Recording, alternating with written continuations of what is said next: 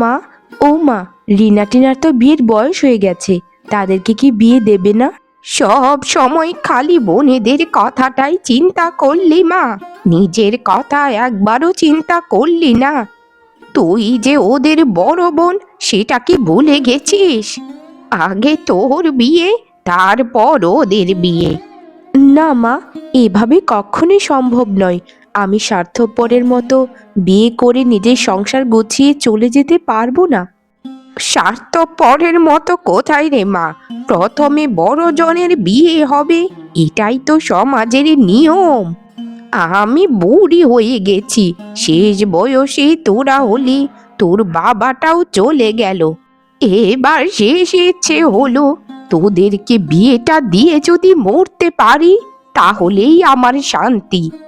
সবার যদি বিয়ে হয়ে যায় মা, তাহলে তোমায় দেখবে কে? আমি সত্যি বলছি, শেষ বয়স পর্যন্ত তোমার সাথেই থাকতে চাই আমি, যে কোনো মূল্যেই হোক মা। আমার ছোট দুটো বোনকে বিয়ে দিতে পারলেই আমার শান্তি। এ হয় না রে মা, এ হয় না।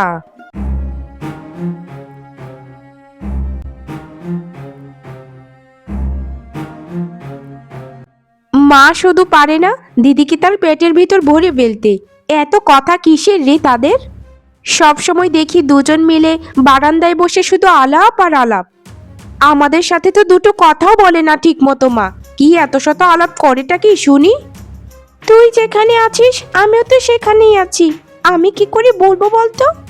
আমার তো নিজেরই রাগ হয়, দিদির সাথে এত কিসের কথা বলে মা। মা তো সারাদিনে আমাদের সাথে একটু কথা বলে না। ওই দিদি তার সব হয়ে গেছে, বুঝেছ? এই শেষটা দেখে আমি ছাড়বো, বুঝেছি, শেষটা দেখে আমি ছাড়বো। জানিস তুই, একদিন তো আমি নিজের কানে শুনতে পেয়েছিলাম, দিদি বলেছিল যে সে নাকি বড় ঘরে একটা বিয়ে করবে, আর আমাদেরকে নাকি দিনমজুর এসব ওসব দেখে বিয়ে করিয়ে দেবে। আমি তো শুনেই অবাক, যে কি বলছে এসব, নিজেদের বোনেদের কথা কেউ কি ভাবে না? কি স্বার্থপর রে বাবা! কি বলছো এসব তুমি? এসব বলেছে নাকি? তাহলে তো দিদির সাথে আর কোনোদিন আমি কথা বলবো না, মায়ের সাথেও বলবো না। আমরা যথেষ্ট সুন্দরী, আমাদেরকে যদি ধনী বাড়িতে বিয়ে না দেওয়া হয়, তাহলে দেখবি বাড়িতে আগুন জ্বালিয়ে আমি শহরে চলে যাব। তারপর দেখবি মা মেয়ে মিলে গাছতলায় দিন কাটাচ্ছে। সারা দিন দুটো কি কাজ করে না করে, সেটি নেই তার এত গরিমা, এত অহংকার। আমরা বুঝি কাজ আর করি না? অসভ্য মেয়ে, স্বার্থপর একটা। মায়ের সাথে শুধু আমাদের নামে বাজে কথা বলে বেড়ায়। দেখবে দিদি, দেখবে ঈশ্বরের বিচার করবে, বুঝেছ, ঈশ্বরের বিচার করবে। আমি জানতাম না দিদির মনে অত কূপ। তা বল, কি বিষয়ে আমাদের কি ডাকলি? আমাদের অত সময় নেই তোর সাথে কথা বলার। বলছিলাম যে বোন, তোরা তো জানিসই, মা পরের বাড়িতে কাজ করে সংসারটা চালায়। মায়ের শরীরটা আগের মতো ভালো নেই রে। আমাদের তিনজনের তো যথেষ্ট বয়স হয়েছে, আমরা তো এখন সংসারের হাল ধরতেই পারি। তা তুই কি বলতে চাইছিস শুনি? আমরা পরের বাড়িতে কাজ করব গিয়ে নাকি? তাছাড়া আর কি করব বলতো? আমাদের গ্রামটাও তো অত ধনী নয়, কাজ খোঁজা খুব কঠিন রে। আমরা তিনজন যদি যে কোনো একটা কাজ করি, তাহলে বিয়ের খরচটাও জোগানো যাবে, আর সংসারটাও ভালোভাবে চলে যাবে। তোমার ওই বাজে বুদ্ধিতে আমি নেই, বুঝেছো, আমি নেই। আমরা পরের বাড়িতে কাজ করে গিয়ে আর আমাদের তারপর ভালো বাড়িতে বিয়ে হবে না, বুঝেছো? একটা কাজের মেয়েকে কোন ধনী ঘরের ছেলে বিয়ে করতে চাইবেটা কি শুনি? আমি নেই বাবু, আমি নেই। শুধু নিজেদের কথাটাই চিন্তা করলি, মায়ের কথা একবারও ভাবলি না? মা বুড়ো বয়সে আমাদের কত যত্ন করে বড় করেছে। মায়ের বৃদ্ধ বয়সে, যে বয়সে মানুষ বিশ্রাম করে, সেই বয়সে মা মানুষের বাড়িতে কাজ করে আমাদের তিনজনকে মানুষ করেছে। এইসব নাটকবাজি কথাবার্তা বলে আমাদের মন গলবে না। আমরা জানি কার মনে কি আছে। যা যাও এখান থেকে দিদি, আমরা কোনো কাজ টাজ করতে পারবো না। পারলে নিজে গিয়ে করো না, কি আটকাচ্ছে তোমাদেরকে বলো তো?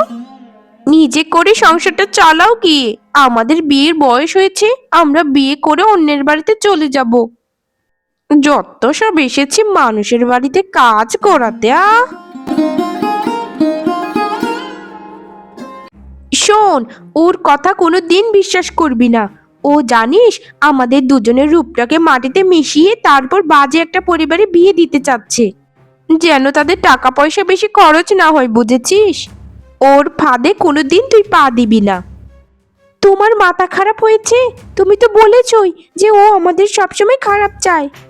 যদি কেউ ভালো চায় সেটা তুমি চাও। আমরা তো ধনী বাড়ির বউ হতে চাই, আমরা কোনো কাজের মেয়েটে হতে পারবো না। কাজ সে করে গিয়ে। বুড়ির বড় মেয়ে রূপা তাদের দু বোনের কথায় খুব কষ্ট পায়। সে শুধু তার সংসার এবং তার বোন এবং মায়ের কথা চিন্তা করত। সে সরাসরি কাজের উদ্দেশ্যে জমিদার বাড়িতে চলে যায়। গিন্নিমা, গিন্নিমা, আমাকে একটা কাজ দিন গিন্নিমা, আমার খুব একটা কাজের দরকার। বাড়িতে বৃদ্ধ মা এবং দুটো বোন রয়েছে বিবাহযোগ্যা। আহা আহা বাছা, এরকম ভাবে বলছো কেন? তা ঘটনাটা খুলে বলো আমায়। তুমি কোথাকার মেয়ে, কোথা থেকে এসেছো, সব কিছু তো আমায় খুলে বলতে হবে নাকি? এমনি এমনি একজন অপরিচিত মেয়েকে কি করে কাজ দেই বলো তো? গিন্নিমা, আমার বাবার নাম রঘু ব্যাপারী। আমার বাবা অনেক বছর আগেই মারা গিয়েছেন। এরপর থেকে মা আমাদেরকে কোলে পিঠে করে খুব কষ্ট করে মানুষ করেছে গিন্নিমা। তিনি এখন অনেকটাই বৃদ্ধ হয়ে গেছেন। বয়সের ভারে আর কোনো কাজ করতে পারছেন না। সংসারের সব দায়িত্ব এখন আমার। কিন্তু গিন্নিমা, এই জমিদার বাড়িতে তো কাজের লোকের অভাব নেই। এত কাজের লোক দিয়ে কি করবেন শুনি? আর আমরা তো আছি আপনার সব কাজ করে দেবার জন্য। অন্য কোনো মেয়েকে রাখার কি দরকার? শুধু শুধু টাকার সময় নষ্ট। চুপ কর। আমার বাড়ি, আমার সব। আমি নির্ধারণ করব যে কে কাজ করবে কি করবে না। তোকে এত মাতব্বরি করতে হবে না। যদি আমার মেয়েটাকে ভালো লাগে তাহলে কাজে রেখে দেব। ক্ষমা করবেন গিন্নিমা, আমি আসলে বুঝতে পারিনি। আপনি ওকে কাজে রেখে দিন। শোনো, তোমার কষ্টের কথা শুনে আমার খুবই কষ্ট লেগেছে। তুমি এক কাজ করো, আগামীকাল থেকে জমিদার বাড়ির রান্নাঘর তুমি সামলাবে। মাইনে করি মোটামুটি ভালোই পাবে। সেখান থেকে টাকা জমিয়ে জমিয়ে তোমার বোন দুটোকে বিয়ে দিয়ে দেবে। আপনাকে অনেক ধন্যবাদ গিন্নিমা। এরকম উপকার আমার নিজের আত্মীয়রাও করতো না। এখন থেকে আমি আমার মায়ের একটু খেয়াল রাখতে পারবো, আর বোন দুটোকে বিয়ে দিতে পারলেই আমার শান্তি। আমি তাহলে এখন আসি গিন্নিমা।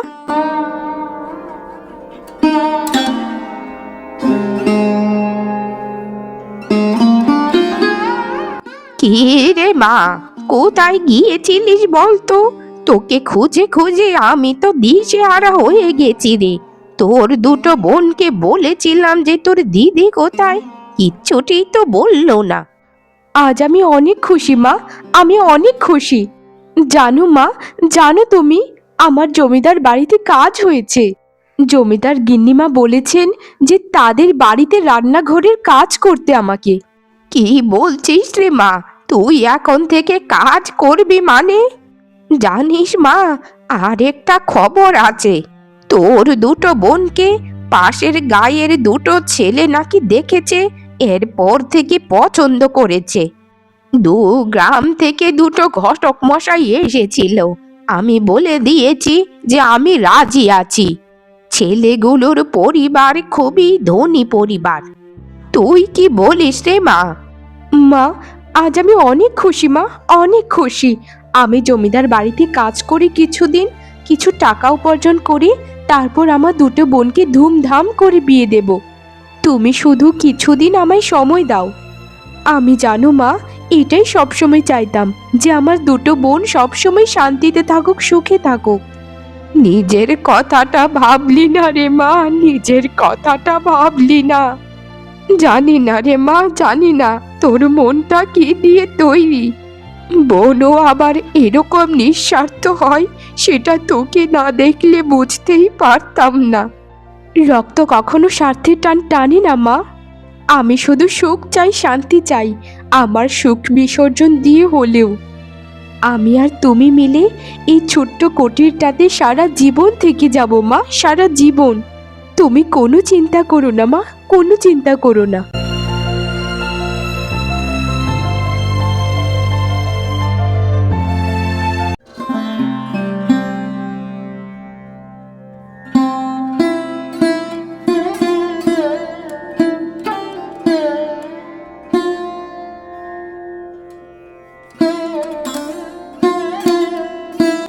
কতগুলো বছর একসাথে থেকেছি বলতো, আজ তোদের বিয়ে হয়ে যাচ্ছে। এর থেকে কষ্টের আর কি আছে? তোরা সব সময় সুখে থাকিস বোন, সব সময় সুখে থাকিস। হয়েছে হয়েছে, আর অত কান্নাকাটি করতে হবে না। এই শুভ দিনে আমি চাই না আমার জন্য কেউ কান্না করুক। এত ন্যাকামো আমার একদম ভালো লাগে না। এটা তো কষ্টের কান্না নয় রে বোন, এটা তো খুশির কান্না। আমি তোদের সুখ দেখে খুশিতে কান্না করছি। হ্যাঁ হ্যাঁ, তা তো বুঝতেই পারছি। এখন তুমি একটা দিনমজুর টিনমজুর দেখে বিয়ে করে ফেলো, তাহলেই দেখবি লাটা চুকে গেছে। তোদের বোনটা জমিদার বাড়িতে কাজ করে কত কষ্ট করে টাকা উপার্জন করে তোদেরকে বিয়ে দিচ্ছে, আর তোরা সেই সময়ে এসেও তার সাথে এরকম বাজে ব্যবহার কেন করছিস? আসলেই রে, আসলেই তোরা কোনো দিন বুঝলি না। ভালো থাকিস মা, ভালো থাকিস। ঠিক আছে মা, আমাদেরকে এখন বিদায় দাও। আর তোমার ওই বড় মেয়েটার কথাও একটু চিন্তা করো কেমন? আমরা তো চলেই যাচ্ছি। একটা কুমারী মেয়ে ঘরে থাকলে লোকে তো কত কিছুই বলবে। এই থেকে ভালো তো একে বিয়ে করিয়ে দিও কোনো জায়গায়। আমার কথা তোদেরকে চিন্তা করতে হবে না, আমার কথা আমি ভেবেই নিয়েছি যে কি করতে হবে আমায়। মাঝে মাঝে আমাদেরকে দেখতে আসিস বোন।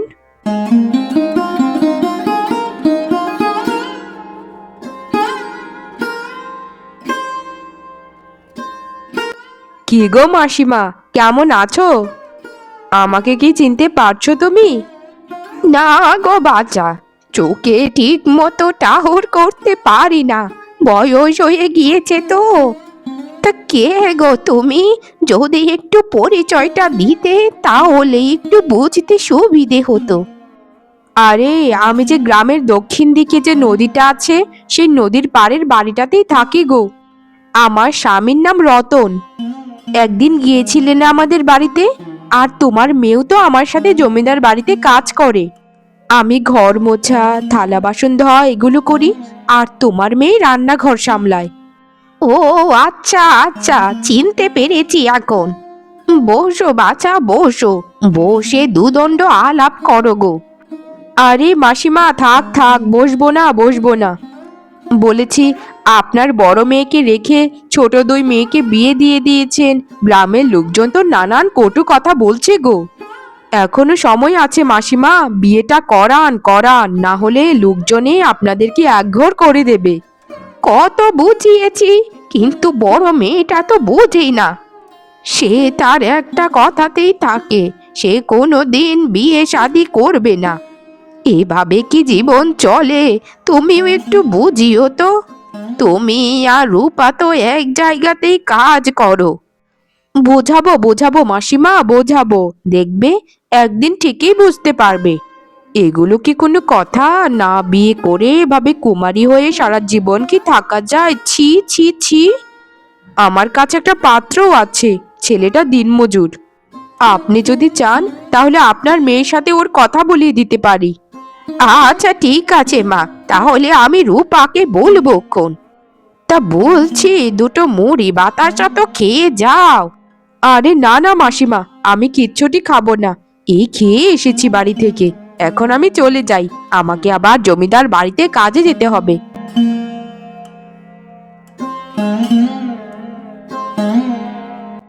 এইবার রূপাকে বলতেই হবে যে বিয়েটা এবার তোকে করাবই, না হলে তো এভাবে জীবন চলবে না। একাকী মানুষ কি আর বাঁচতে পারে? বলছি যে রূপা, আর কত এভাবে কুমারী হয়ে থাকবি বলতো মা? তোর একটা বিয়ের সম্বন্ধ এসেছে, পাশের গাঁয়ের ছেলেটা দিন মজুরের কাজ করে, কোনো দাবি দাবা নেই। তুই যদি রাজি হতিস তাহলে কথা বলতাম। সে তো বুঝতেই পারলাম মা, কিন্তু এই সময় বিয়েটা কি আনলোটা কি শুনি মা? আমি তো সবাইকে বলে দিয়েছি আমার জন্য কেউ যেন পাত্র না দেখে, কারণ আমি যদি বিয়ে করে চলে যাই তোমার কি হবে মা? তোমার বয়স হয়েছে, এরকম তো কোনো ছেলে নেই যে আমাকেও পালবে আবার আমার মাকেও পালবে। আমি কোনো পুরুষকে বিশ্বাস করি না মা। এজন্যই নিজেকেই নিজে কিছু করতে হবে। বিয়েটা এনেছে ওই যে রতনের বউ আছে না, তোর সাথে যে জমিদার বাড়িতে কাজ করে, সে এনেছে। মেয়েটা এসেছিল সকালে, আমার সাথে দুদণ্ড কথা বলল, খুবই ভালো মেয়ে। না মা, তুমি কিচ্ছুটি জানো না, ও আসলে একদম ভালো মহিলা নয়। জানো মা, তুমি জানো, যেদিন প্রথম আমি জমিদার বাড়িতে কাজে গিয়েছিলাম তখন সে ঘোর বিরোধিতা করেছিল যেন আমাকে কাজে না রাখে। তুমি ওরকম মহিলাদের মধুর কথাই কখনো গলে যেও না মা। ও আসলে চাই আমি যেন কোনো জায়গায় বিয়ে করে চলে যাই, তারপর সে একাই জমিদার বাড়িতে কাজ করে সব মাইনে একাই নিতে পারে। কি বলছিস রে মা? তার মনে মনে এই ছিল? ছি ছি ছি ছি ছি ছি। আর আমি কত আরো ভেবেছি যে মেয়েটা ভালো, আমাদের কথা চিন্তা করে তোর সম্বন্ধ নিয়ে এলো, কিন্তু এখন তো দেখি হায় বিধাতা। মা, ওসব বাদ দাও তো। আমার দুটো বোনকে কত দিন ধরে দেখি না, তারাও তো আসে না বাড়িতে। চলো না মা, আগামীকালকে দুজন মিলে একটি বার ওদেরকে দেখে আসি। খুব মনটা পড়ছে মা ওদের জন্য, কত ভালোবাসতাম।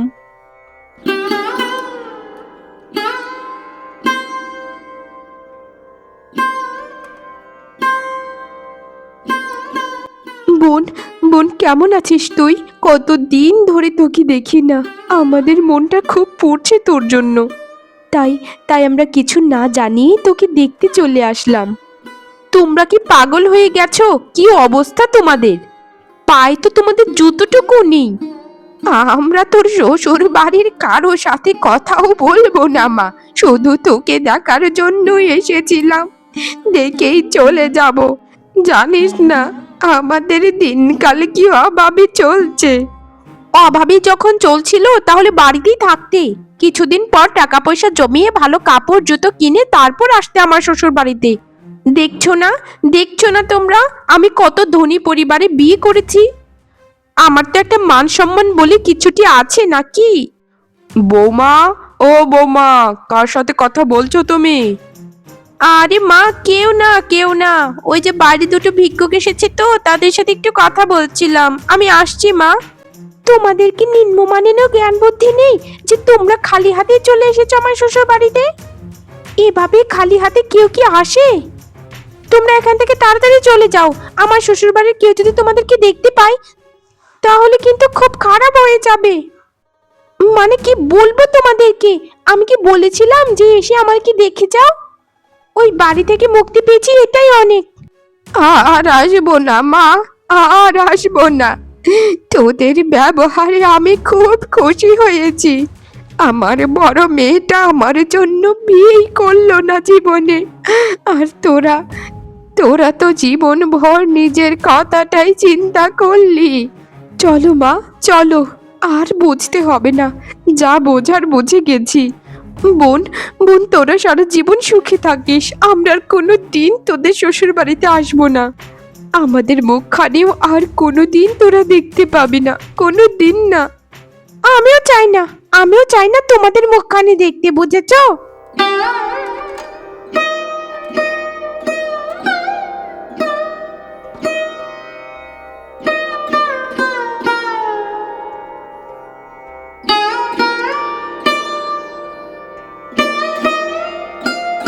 কে বলেছে মা যে মানুষ একা থাকতে পারে না?